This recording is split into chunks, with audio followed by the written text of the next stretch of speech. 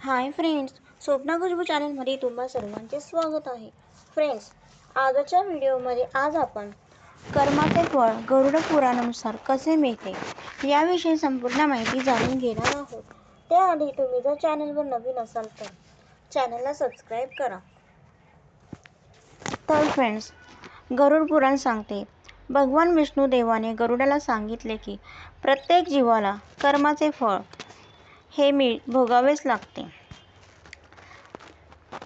पण हा निसर्गाचा एक नियम आहे. तुमच्या आयुष्यामध्ये मुलगा बनून कोण येते, मुलगी बनून कोण येते, सून बनून आणि जावई बनून कोण येते, कोण कोण येत असते. बरं, त्यांचा काहीतरी संबंध हा निश्चित असतो, ज्याच्याशी तुमचे काही देणे घेणे बाकी असते. ते देण्यासाठी ते या जन्मामध्ये तुमच्या पोटी जन्म घेतात. कधी कधी बघा, आपण म्हणतो की त्याने माझ्याकडून हे घेतले, ते दिले नाही, पण काय माहिती ते त्याने खरंच आपल्याकडून घेतले का, की ते आपल्या मागच्या जन्माचे देणे बाकी होते म्हणून ते आपल्याला त्यांनी परत दिले नाही. जे देऊ आणि घेऊ ते आपल्याकडे फिरून परत येणार असते. कर्मफळ हे प्रत्येकाला मिळत असते आणि ते कुणालाही चुकत नसते. प्रत्यक्षात भगवंताने गरुडाला सांगितले तर फ्रेंड्स, त्यासाठी हा व्हिडिओ नक्की पूर्ण बघा. हा व्हिडिओ पूर्ण बघितल्यानंतर तुम्हाला एक सुंदर अशी कथा ऐकल्यामध्ये तुमच्या जीवनामध्ये जगावं कसे, बोलावं कसे हे नक्की आपल्याला कळेल.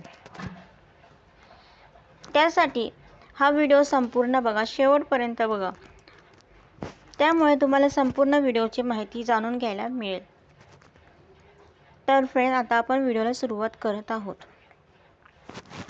गरुड पुराणमध्ये भगवान श्री विष्णू गरुडाला सांगत असतात गरुड पुराणाचे संपूर्ण महात्म्य.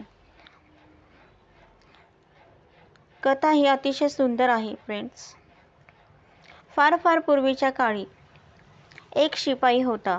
एका गावामध्ये शिपाई एका राजाकडे काम करत आणि त्या शिपायाला कोणीच नव्हते. त्याचे आई वडील वारलेले होते. ना भाऊ नव्हता, ना बहीण नव्हती. त्याला कोणीही नव्हते. बघा, एकटाच होता. परंतु हा सैन्यामध्ये काम करत होता आणि त्यामुळे त्याला महिन्याला पगार मिळत होता. त्याने बरेच पैसे एकत्र केलेत की बाबा लग्न झाल्यावर आपला पैसा उपयोग होईल. मग तो पैसे जमा करू लागला. जमा करत होता. सुट्टीवरती तो गावाला गेला आणि एके दिवशी त्याची मैत्री त्याच्याच गावातल्या एका व्यापाऱ्याबरोबर झाली. घट्ट मैत्री झाली. दररोज फिरायला जायचे ते बाहेर जाताना. आणि एका दिवशी व्यापाऱ्याने त्या शिपायाला सांगितले, अरे बाळा, तो एवढी संपत्ती जमा करून ठेवतोय, परंतु ही संपत्ती वाढत नाही रे. माझ्या व्यापारामध्ये तू जर पैसे लावलेस तर त्या व्यापारामधून होणारा फायदा मी तुला देईल आणि तुझे मुद्दल सुद्धा जागेवर राहील.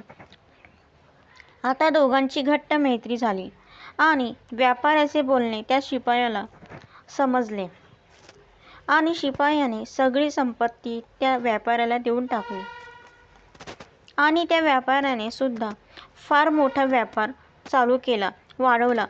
व्यापार आणि शिपाई नंतर निघून गेले आपल्या कामामध्ये राजाकडे आणि त्या ठिकाणी शेजारच्या राजाने आक्रमण केले होते आणि त्या ठिकाणी युद्ध चालू झाले.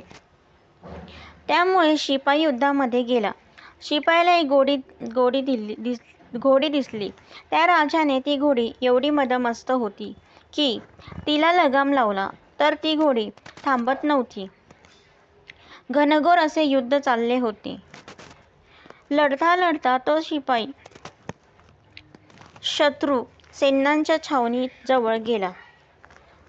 आता या शिपायाने घोडीला ओढून धरले लगाम, परंतु घोडी एवढी मदमस्त होती, ताकदीने ती घोडी थांबलीच नाही. बघा, लगाम दिल्यावर आणि ती घोडी गेली शत्रू सैन्यामध्ये आणि त्या शिपायाला शत्रू सैन्याने ठार मारून टाकले. काही दिवस निघून गेले. ही बातमी त्या व्यापाऱ्याला कळाली. गावातल्या शिपाई ठार झाला युद्धामध्ये आणि त्या ठिकाणी व्यापारी आनंदाने नाचू लागला.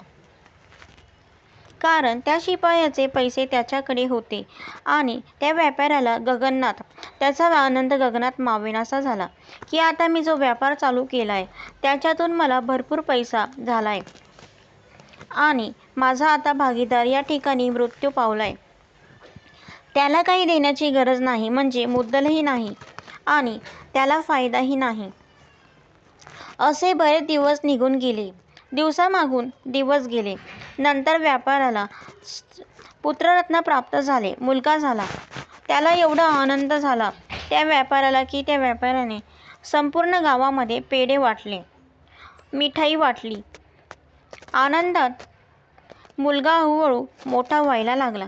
सुंदर असा मुलगा होता, हुशार होता. पुढे व्यापाऱ्याने चांगल्या शाळेत आपल्या मुलाला टाकले. उच्च शिक्षणासाठी हळूहळू त्याचा मुलगा मोठा झाला आणि मुलगाही हुशार होता. परंतु गावात शिक्षणाला टाकले त्याने भरपूर पैसा केला. शिक्षणासाठी खर्च भरपूर झाला.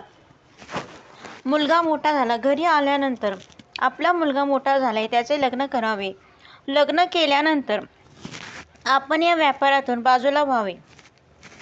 आपल्या मुलाला त्या ठिकाणी सर्व हा कारभार हातात द्यावा. मुलाचे लग्नही ठरले. भव्य असे लग्न विवाह सोहळा त्या व्यापाऱ्याने केला. कारण भरपूर धनसंपत्ती त्याच्याकडे होती. संपूर्ण गावाला त्याने जेवण घातले. मोठं लग्न झाले.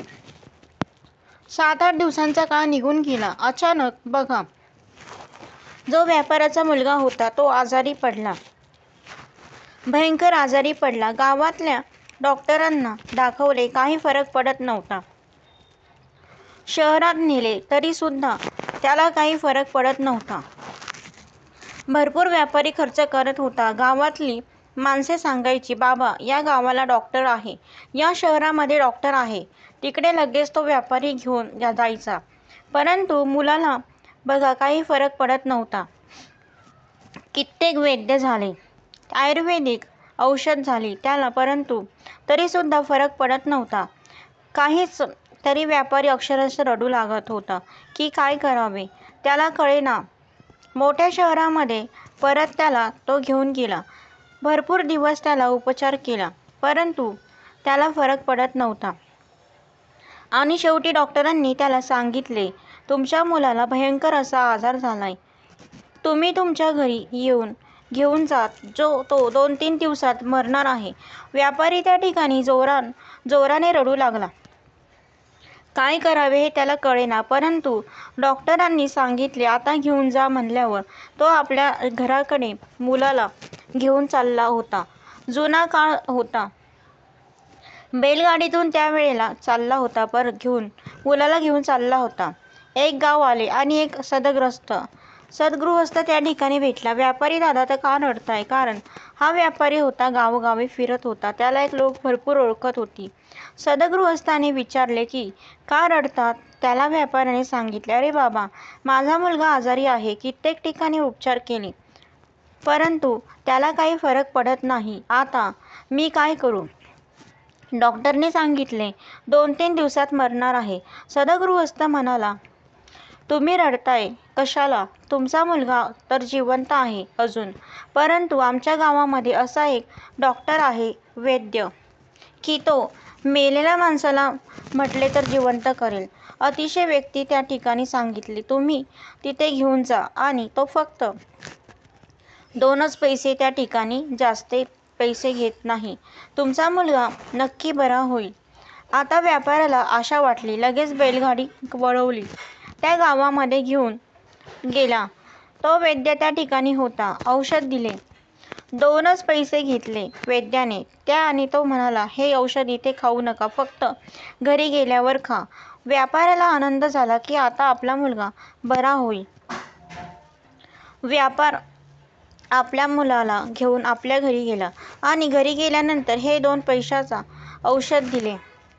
वैद्याने सांगितले, औषध खाल्ल्याबरोबर पोरगा बरा होईल. व्यापाऱ्याने लगेच ते घाईघाईने घरी गेल्यानंतर ते औषध 2 पैशाचे मुलाला दिले. औषध दिल्याबरोबर तो मुलगा त्या ठिकाणी मरण पावला. लगेच मरण पावला. व्यापारी मोठमोठ्याने रडू लागला. व्यापाऱ्याची पत्नी रडत होती. लक्षात घ्या, त्या मुलाची बायको सुद्धा 8च दिवस अविवाह झालेला होता तिचं होता आणि काय दवाखान्यात वेळ गेला असेल. तो पत्नी, सगळे कुटुंब व्यापाऱ्याचे रडू लागले. मोठमोठ्याने गाव जमा झाले. मोठमोठ्याने ओरडू लागले. गाव जमा झाले. त्या ठिकाणी व्यापारी मोठमोठ्याने रडून म्हणत होता की मी काय पाप केलं, त्यावेळेला देवाने मला ही सजा दिली. मोठमोठ्याने रडायचा. त्याच वेळेला अंतर्ज्ञानी असणारे साधू महाराज त्या ठिकाणी आले आणि व्यापाऱ्याला विचारले, का रे बाळा रडतोय? त्यावेळी त्या व्यापाऱ्याने सांगितले, अहो महाराज, माझा मुलगा मृत्युमुखी पडलाय. आणि का रडतोय तुम्ही असं कसं विचारताय? एकच मुलगा होता माझा. मी असं काय पाप केलं? त्यावेळेला साधू महाराजांनी सांगितले, अहो व्यापारी दादा, तुम्ही ध्यान देऊन ऐका. तुम्ही काय पाप केले? कारण तुमच्या व्यापारामध्ये ज्या शिपायाकडून तुम्ही पैसे घेतले होते, तो शिपाई ज्या वेळेला मृत्युमुखी पडला, त्यावेळेला तुम्ही घरामध्ये आनंदामध्ये नाचत होता. ज्या वेळेला तुमच्या मुलाचे लग्न झाले, त्यावेळी तुम्ही नाचत होता. आज तुम्ही रडताय. व्यापारी दादा, तुम्ही ध्यान देऊन ऐका की जो शिपाई होता, त्या शिपाईच्या मनामध्ये इच्छा होती, व्यापारामधून मिळणारा जो पैसा आहे, त्या पैशातून माझे लग्न होईल, माझ्या मुलाबाळांचे कल्याण होईल, अशी आशा लावून तो बसला होता. परंतु त्याचा मृत्यू झाला आणि त्याची इच्छा पूर्ण करण्यासाठी, तुमच्याकडून पैसे वसूल करण्यासाठी हा शिपाई तुमचा मुलगा बनून आलाय. तुम्ही त्याच्या शिक्षणाला जो खर्च केला, ते केवळ मुद्दल केले आणि त्याच्या दवाखान्याला जो खर्च केला, तो व्यापाराचा नफा होता आणि फक्त 2च पैशाचा हिशोब बाकी होता. म्हणून शेवटी 2 पैशाचा औषध घ्यायला तुम्ही दुसऱ्या गावामध्ये गेले. शेवटी ते 2 पैशाचा औषध घेतले आणि त्या शिपायाचा पूर्ण हिशोब झाला आणि त्या ठिकाणी त्याचा मृत्यू झाला. हे ऐकल्यानंतर तो व्यापारी मोठमोठ्याने रडू लागला. रडता रडता तरी सुद्धा बोलत होता, महाराज, तो शिपाई माझा मुलगा होता, तर ही माझी सून कोण आहे? त्या साधू महाराजांनी सांगितले, अहो व्यापारी दादा, ही सून आहे ना, ते त्या शिपायांची घोडी. कारण जी घोडी मदमस्तपणे शत्रू सैन्यात घेऊन गेली, लगाम मोडला तरी, आणि त्या घोडीने त्या ठिकाणी फसवले होते त्या शिपायाला, म्हणून त्या शिपायाचा मृत्यू झाला. आणि मरता मरता तो शिपाई बोलला होता त्या घोडीला की तुझ्यामुळे माझा मृत्यू झाला. तू मला फसवलंस ऐन तारुण्यात, म्हणून तुला सुद्धा मी पुढच्या जन्मामध्ये ऐन तारुण्यात फसवील. म्हणून ती घोडी जी होती ती तुमची सून झाली, म्हणजे तुमच्या मुलाची पत्नी. ऐन तारुण्यामध्ये त्या शिपायाने तिला त्या ठिकाणी फसवले. हे सगळे ऐकल्यानंतर तो व्यापारी शांत झाला आणि त्याला त्याच्या कर्माचे फळ त्याला नक्की आठवले की आपण काय केले. म्हणून जीवन जगताना असेच जगावे की कधीही कुणाची फसवणूक करू नये. चालताना सुद्धा एक पाऊल शांतपणे टाकावे आणि विचार करून बोलावे. भगवंताच्या नामस्मरणात आपले आयुष्य घालवणे खऱ्या जीवन जगण्याचे सार आहे. त्यातच खरी मजा असते. कारण कर्म हे चुकत नाही. प्रत्यक्षात भगवंताने गरुडराजाला सांगितले, हो गरुड, पुराणाची सुंदर अशी कथा आहे. ही जर कथा आवडली असेल तर फ्रेंड्स मला कमेंट्स बॉक्समध्ये नक्की कळवा. तर फ्रेंड, अशा प्रकारे आपला व्हिडिओ इथे समाप्त होत आहे. तुम्हाला जर माझा व्हिडिओ आवडला असेल तर लाईक करा, शेअर करा, सबस्क्राईब करा. पुन्हा भेटू एका नवीन व्हिडिओसोबत. तोपर्यंत बाय.